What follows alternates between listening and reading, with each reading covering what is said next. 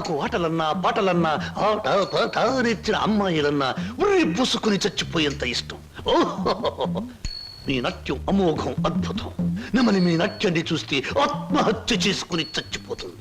కోయిల మీ పాట వింటే ఉర్రి పూసుకుని చచ్చిపోతుంది. కోడి పుంజు పెట్ట మీ వయ్యారాన్ని తిలకిస్తే తేనె పట్టంత గుడ్డు పెడుతుంది. ఆవు మీ వయ్యారాన్ని తిలకిస్తే 1 లీటర్కు బదులు 6 లీటర్ల పాలు ఎక్కువ ఇస్తుంది. గాడిదలు మీ అందాన్ని చూస్తే గుర్రాలైపోతాయి. అందుకే నా బిరుదు బంధులకు బంధు, బిందులకు బిందు, గళ బంధు. పదవే. ఒరే నిశాచరా, నేను చెప్పినవన్నీ ఆ అమ్మాయికేగా? అవునండి. మరి ఆ పిల్లలా వెళ్ళిపోయింది. ఈ మధ్య ఆడాళ్ళకి శివుడు ఎక్కువైందని పేపర్లో చదివాను. హలో శంభూ శంకర, నేను ఈ హోటల్ కి హోల్సేల్ గా ప్రొప్రైటర్ని. నా పేరు బొక్క లంబోదరం. ఓ రఫ్ బోలా. ఏమిటి గోల? జాగీల చిప్పెద గిలగిల బిలబిల. ఓ మీ నాట్యం అమోఘం, అద్భుతం. ఆ అడుగులో జిడుగు, అందమైన మడుగులో వెన్నెల కదం తొక్కుతూ. ఓ ఏ మా కదలికలు, భంగిమలు, భుంగిమలు, మీకివే మా జోహాలు. పెట్టలేము మీ ఆటపాటలకు చెడ్డ పేర్లు, గిడ్డ పేర్లు. ఇటు తిరగండి. Thanks very much sir. ఏమిటయా అది? మీరు డాన్స్ బాగా చేశారండి. Thank you sir. మీ స్టెప్స్ కూడా అదిరిపోయండి. అదేంటయా, స్టేజ్ బానే ఉందిగా? మీరు బాలే జోకులేస్తారండి. I'm sorry sir. మరి మిమ్మల్ని ఒకటి అడగాలండి. ఏమిటయా అది? అదే మీ చెప్పు. అదేనండి, మీ ఆటోగ్రాఫ్ కావాలండి. ఓహో, ఆటోగ్రాఫా? ఏం చేస్తారు ఈ ఆటోగ్రాఫ్ తో? ఇంటికి వెళ్ళండి, చూసుకుంటానండి. దాని తర్వాత మళ్ళీ చూసుకుంటానండి. బాగా చూసుకో. అలాగే. అడిగావు మా అన్నయ్యని? అడిగాను, ఇచ్చారు. ఏమిటి, మన పెళ్లికి పర్మిషనే? కాదు, ఆయన ఆటోగ్రాఫ్. అయ్యో, వెనకటికి నీలాంటి బుచ్చిబాబే బజార్కి వెళ్ళి బీరకాయలు పట్టరారంటే చెట్టెక్కి చింతకాయలు కోసుకొచ్చాడంట. అలా ఉంది నీ తంతు శంభులింగం. ఇదిగో, నా పేరు శంభులింగం కాదు, వాసిరెడ్డి సుబ్రహ్మణ్యేశ్ రాజేష్ చక్రవర్తి. మా అన్నయ్య దగ్గరికి వెళ్ళి మన పెళ్లికి పర్మిషన్ తీసుకొచ్చేంత వరకు నిన్ను నీ పేరుతో పిలవకుండా నాకు ఇష్టం వచ్చిన పేరుతో పిలుస్తాను. పిచ్చేశ్వరరావు. అబ్బా, ఈ పేర్లు బాధ నేను భరించలేకపోతున్నాను. ఈసారి డెఫినెట్ గా వెళ్ళి తెస్తాను, లేదా మీ అన్నయ్య ఆటో కింద పడి చస్తాను. తెచ్చి చూపించు శంభులింగం. మళ్ళీ ఇదేమిటి? పోనీ సెటగోపచారి. నీ పేరు ఎనిమిదాకుల వెంకట్రావు, అవునా? అవును సార్. ఎనిమిదాకులు అని ఎందుకు పెట్టుకున్నావు? ఏడాకులను ఎందుకు పెట్టుకోలే? నే చెబుతా, 7 ఆకులు చదివినారు కంటే ఇంకో ఆకు ఎక్కువ చదువు ఉంటారు వీళ్ళు వంశవాళ్ళు. అయ్యి ఒరే ఎనిమిదాకులు, నువ్వేదో గొప్పవాడివని నిన్ను ఇక్కడికి పిలిపించలేదు. నీకో పెళ్ళా ఉంది, దానికి నువ్వు మూడివి. దానికో చెల్లెలుంది, అది నీకు మరదలు. అందమైన మరదలు, హంసలాంటి మరదలు, యువకుల హృదయాలను కదిలించి హింసలాంటి మరదలు. నువ్వు పరమహంసవి. ఆ మరదలికి పెళ్లి చేయలేకపోవడం పరమహింస లాంటిది. దానికి పెళ్లి ఏంటండి? చూస్తాను ₹10 దొరికితే పెళ్లి చేస్తాను, లేదని నేనే కట్టేసుకుంటానండి. ఒరే ఎనిమిదాకుల వెంకట్రావు, ఇంకొక్కసారి ఆ కోత కూసావంటే నిన్ను ఎండుటాకులు చేసి అగ్గిపుల్ల గీసి ముట్టించేస్తే మాడి మసిపోతావు. సమస్య ఆవేశపడండి. మొన్నసారి ఇలా ఆవేశపడి పిల్లరిస్తే కుక్కను చంపేశారు. నీ మరదలికి వెంటనే పెళ్లి చేయబో. పెళ్ళా? నేనెలా చేయగలండి? ఇలా ఈ డబ్బు రేపు నీ మరదలి పెళ్లి ఖర్చులకు గాను, నీ మరదలికి నేను నిర్ణయించబోయే ఉత్తమ పురుషునితో పెళ్లికి ఒప్పుకొనుటకు గాను. అందువల్ల మీ ప్రయోజనం ఏంటండి? తాజ్ మహల్ మీద తాటికాయ పడినా పర్వాలేదు గాని ఈడుచ్చిన ఆడపిల్ల మీద ఈగ బారినా ఒప్పుకోను. 10 మంది ఆడదాన్ని 10 రకాలుగా అనుకుంటే 20 రకాలుగా నాకు అవమానంగా ఉంటుంది, 30 రకాలుగా బాధగా ఉంటుంది, 100 రకాలుగా నా మనసు చెడిపోతుంది. అందుకే చెయ్యాలి పెళ్లి. సిద్ధం చెయ్యి, వెంటనే వెళ్ళి. అలాగేనండి. అంటే దీని ఆంతర్యమైన సమాచారా? నిశాచరా, ఎలాగూ ఆ పిల్ల మన వంటి మూతి ముక్కు కిరికిరా తిప్పుతుంది. అందుకే ఒక విధవని రెడీ చెయ్యి. ఆ విధవని దానికి కట్టపెట్టేద్దాం. ఆ తరువాత వాడిని పక్కకు నెట్టేద్దాం. ఆ తరువాత దాన్ని మన పక్కలో చుట్టేద్దాం. అంటే చేపను పట్టేది వాడు, పులుసు వండుకు తినేది మనం.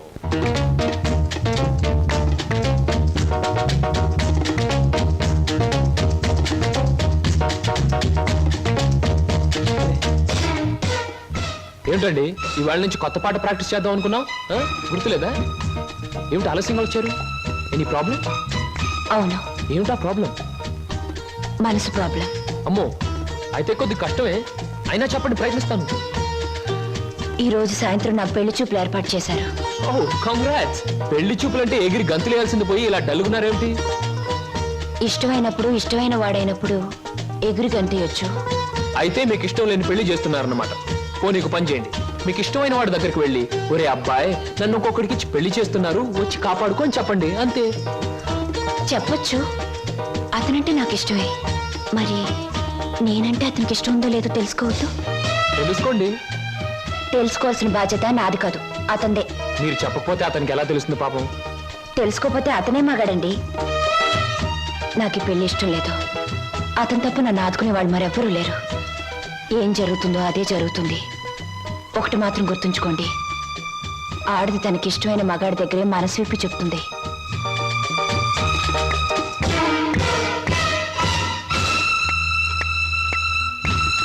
ఆయన కలిసి చెప్పింది నీకేమన్నా అర్థమైందా?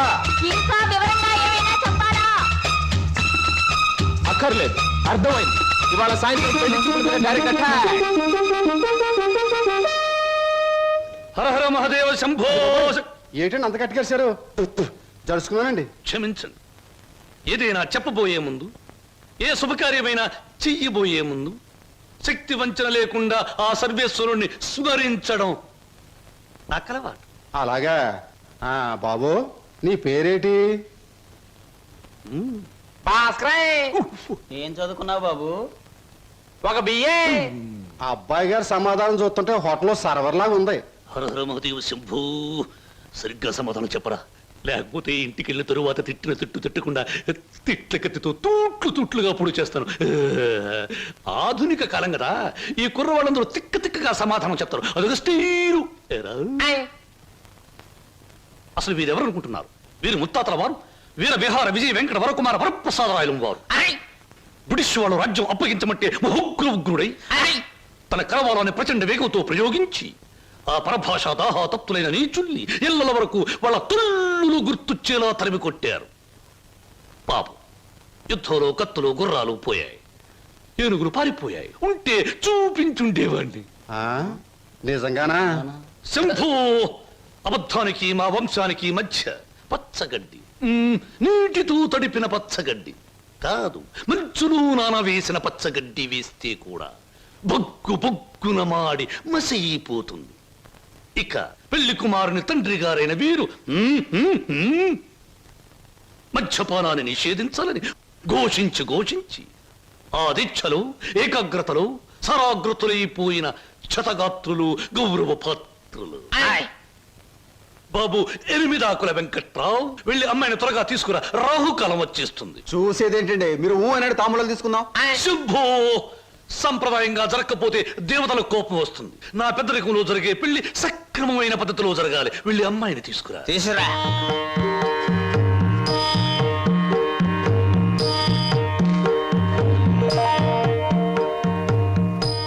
నమస్తే, నా పేరు బొక్కాలంబోదరం రఫ్ బోలా. చూడండి, మీ అమ్మాయి మాకు బాగా నచ్చింది. మా పెళ్లి కుమారుడు కూడా మీకు బాగా నచ్చుంటాడు. వెంటనే నిశ్చితార్థం, ఆ తరువాత శాశ్వత కళ్యాణం. శంభో శంకర, హర హర మహాదేవ.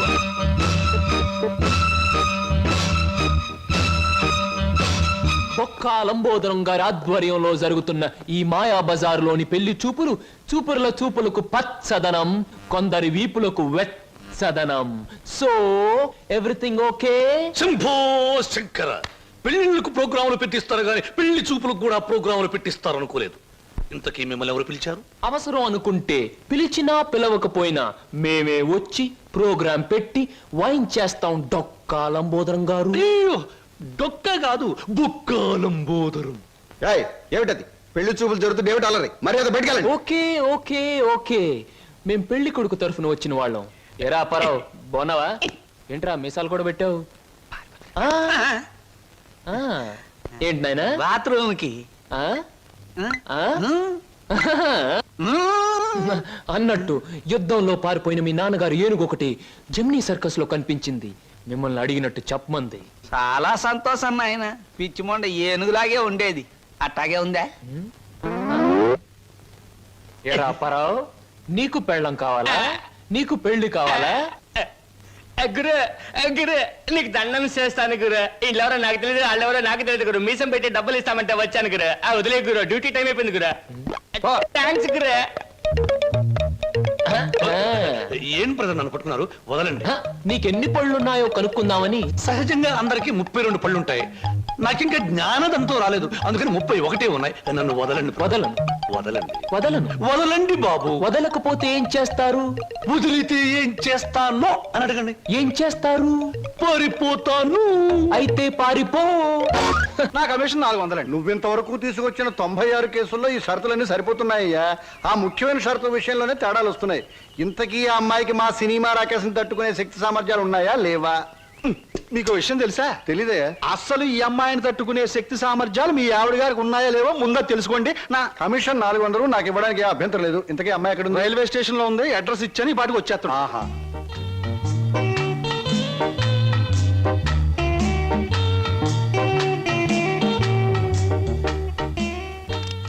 Good morning everybody.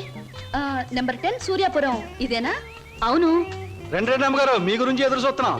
మీది దీని వెనకాల పోర్షన్ నచ్చింది అనుకోండి, నా కమిషన్ 400. ఏ brainless black man, railway station దగ్గర నుంచి చెప్తున్నావు 400 అని. ముందు ఈ పోర్షన్ నచ్చాలి, అందులో బెడ్రూమ్ నచ్చాలి, బాత్రూమ్ నచ్చాలి, కిచెన్ నచ్చాలి. చూడు, దీనిలో ఏది నచ్చకపోయినా పోలీస్ స్టేషన్ కి అప్పు చెప్తాను. అప్పుడు వాళ్ళు ఇస్తారు 4. ఏంటి పోలీస్ స్టేషన్ లో అప్పు చెప్తావా? అవును. నన్నే? అసలు ఆ పోలీస్ స్టేషన్ ఇప్పించింది కూడా నేనేనమ్మా. ఏదన్నా అడగాలనుకుంటే అదిగో ఓనర్ గారిని అడగండి. నా కమిషన్ మాత్రం 400. He's the owner? హలో, మీరే నా హౌస్ ఏమ్మా, అలా కనిపిస్తాం లేదా? No no no. ఈ ఇల్లు కట్టి ఎన్నేళ్ళు అయి ఉంటుంది? దేశానికి స్వాతంత్రం వచ్చిన 3వ సంవత్సరంలో కట్టానమ్మా. అరే, ఇంటి పక్కన రైల్వే ట్రాక్ కూడా ఉంది. ఆ రైళ్లు వెళ్ళాలిగా, అందుకని. ట్రాక్ పక్కన మీరు ఇల్లు కట్టారా? మీ ఇంటి పక్కన ట్రాక్ వేశారా? అసలు ట్రాక్ కి మీకు ఏమిటి సంబంధం? చూడమ్మా, నేను స్టేషన్ మాస్టర్ గా పనిచేసి 30 సంవత్సరాల తర్వాత రిటైర్ అయ్యాను. రైలు శబ్దం వినిపించకపోతే నాకు నిద్ర పట్టదు, అందుకనే ట్రాక్ పక్కన ఉంటున్నాను. ఏయ్, మామిడికాయలు బాగున్నాయే. ఇక్కడ అద్దెకున్న వాళ్ళు కోసుకోవచ్చా? కోసుకునే వాళ్ళు వేరే అద్దె కట్టాలా? లేకపోతే ఇవన్నీ మళ్ళీ అద్దెలో? Slow slow slow. చూడమ్మా, నువ్వు ముందు లోపలికి వెళ్ళి పోర్షన్ నీకు నచ్చిందో లేదో చూసుకో. తర్వాత మామిడికాయల గురించి, ట్రాక్ గురించి, రైలు గురించి, నా గురించి మాట్లాడుకుందాం. Okay. Oh, it's a beautiful location. I think this the bathroom. Bathroom బాగుందండి. అలాగే. House is beautiful. నాకు చాలా నచ్చింది. అమ్మా, ఇది నేనుంటున్న ఇల్లు, ఇది నువ్వు ఉండాల్సింది. ఓ, ఇట్స్ ఆల్ రైట్. ఎవరి అమ్మాయి? అచ్చం ముద్ద మందారలా ఉంది. నా పేరు వరలక్ష్మి అండి. వరలక్ష్మో సీతామలక్ష్మో నాకు అనవసరం. నేను మాత్రం నిన్ను ముద్ద మందారం అనే పిలుస్తాను, అంతే. చూడమ్మాయి, సినిమా జ్ఞానం లేని వాళ్ళు నా చుట్టుపక్కల ఉండడం కూడా నేను భరించను. కాబట్టి సినిమాల గురించి కొన్ని ప్రశ్నలు అడుగుతాను, చక్కగా సమాధానం చెప్పు. 1975లో ఒక చిత్రం రిలీజ్ అయింది. ఆ చిత్రం మొదట్లో హీరో లేడు, కథానాయకుడు లేడు కదా అని ఫ్యాన్స్ అంతా తిరగబడ్డారు. ఫ్యాన్స్ తిరగబడ్డ 3వ రీల్లో కథానాయకుడు వస్తాడు. ఆ చిత్రం పేరేమిటి? కథానాయకుడు ఎవరు? పాడైన థియేటర్ ఏది? ఏ ఊరు? ఏ ఫ్యాన్స్? ఆ చిత్రం నిర్మాత ఎవరు? అసిస్టెంట్ డైరెక్టర్ ఎవరు? అమ్మా, శివధనస్సు విరిచేకే రాముడికి చేతి తక్కింది. మా ఆవిడ నోరు ముయించాకే నీకు ఈ వాటా దక్కుతుంది. ఆంటీ, మీరు అడిగిన ప్రశ్నలన్నిటికీ నేను జవాబు చెప్తాను. ముందు నేను అడిగిన వాటికి మీరు చెప్పాలి, ఓకే? మీ ఇంట్లో కిటికీలెన్ని, గుమ్మాలెన్ని, వాటికి తలుపులెన్ని? కిటికీల సంఖ్యలోంచి గుమ్మాలు తీసేసి వాటి తలుపుల సంఖ్యను కలిపితే వచ్చే మొత్తం ఎంత? నేనుండబోయే ఈ పోర్షన్ కున్న పెంకులన్నీ లెక్క పెడితే ఎన్ని లెక్కకొస్తాయి? 1250 రూపీస్ 20 పైసా అడ్వాన్స్ ఇచ్చి ఇంటి అద్దె కింద కట్ చేసుకోమంటే ఎన్నాళ్ళు నేను ఇంట్లో ఉండొచ్చు? మీ వయసు ఎంత? 100లోంచి ఎంత తీస్తే మీ కరెక్ట్ వయసు వస్తుంది? మీ ఎత్తు ఎంత? అంకుల్ మీకన్నా ఎన్ని అంగుళాల ఎత్తు? హిందూ మహాసముద్రం ఇండియాకి ఎటువైపు ఉంది? దాని లోతెంత? దానిలో పర్వతాలెన్ని, అగ్ని పర్వతాలెన్ని, దాంట్లో చేపలెన్ని, తిమింగళాలెన్ని, పిత్తపరుగులెన్ని, దాని కూర ఎన్నిసార్లు తిన్నారు? ఇప్పుడు తెచ్చి. అమ్మా, పాపం ఒంట్లో నీరంతా బయటకు వచ్చేసింది. నాకు ఉన్నది ఒకటే పడలో, ఇవాళ కుదిలే. ఇల్లు చూద్దాం పద. ఓకే. ఏ బ్లాకీ, సామాన్ లోపల పంపించు. పదండి అంకుల్. పదమ్మా. ఇదే నీ వాటా. చాలా బాగుంది. ఇన్నాళ్ళకి మా ఆవిడకి విరుగుడు దొరికావు. నేను ప్రమాదంలో పడ్డప్పుడల్లా నన్ను ఇలా కాపాడుతుండు. నీకు అద్దెలో 25 రూపాయలు రిబేట్ ఇస్తున్నా. Thank you uncle. నీ పేరేమిటమ్మా? స్వప్న. నువ్వు ఒక్కదానివే వచ్చావు, మరి నీ వాళ్ళెవరు లేరా? ఎందుకు లేరు? చాలా మంది ఉన్నారు. ఎక్కడున్నారో తెలియదు. అదేమిటి? పేరు చెప్పానుగా, స్వప్న అంటే కళ. కళ? I'm a dream.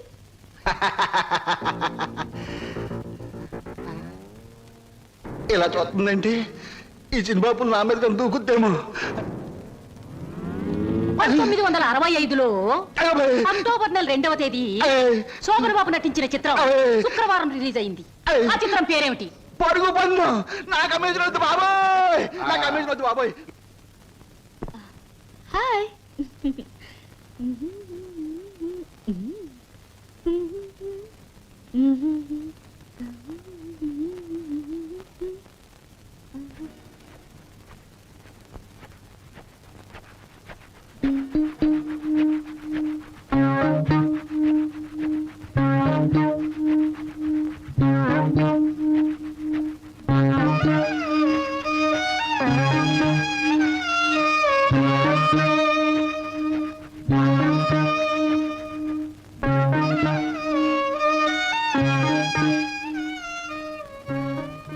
నాకు నమ్మకం ఉంది బావా, ఏదో ఒక రోజు నిన్ను నాకు దూరం చేసిన ఈ రైలే పెళ్లి పల్లకి అయి నిన్ను నా దగ్గరికి తీసుకొస్తుంది. I know it, I believe it.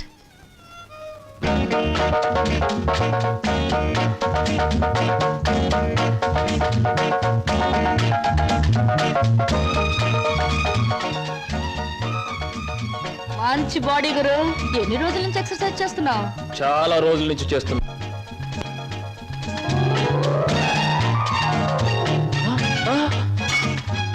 నీ పేరు చెప్పు, ఏమిటి? అదేంటి గురు అలా చిరాకు పడిపోతావు? బాగా చేస్తున్నావు. చేయవా ఒకసారి చూస్తానా? ఇదేమైనా సర్కస్ ఔర్ని చేయడానికి? చూడు గురు, పొద్దున్న లేచినప్పటి నుంచి రాత్రి పడుకునే వరకు మనం అందరం చేసేది సర్కసే. నా పేరు స్వప్న. నీ పేరు? నా పేరు వీర వెంకట విజయ శ్రీనివాస వరప్రసాద్. పూర్తిగా పిలవలేని బద్దకస్తులు శ్రీను అంటారు, ముద్దుగా పిలిచేవాళ్ళు శ్రీనివాస్ అంటారు. నేను మాత్రం నిన్ను చింటూ అంటాను. చింటువా? చింటా, చిట్టా, జుడ్డా? చింటూ. అవును గురు, నీ గురించి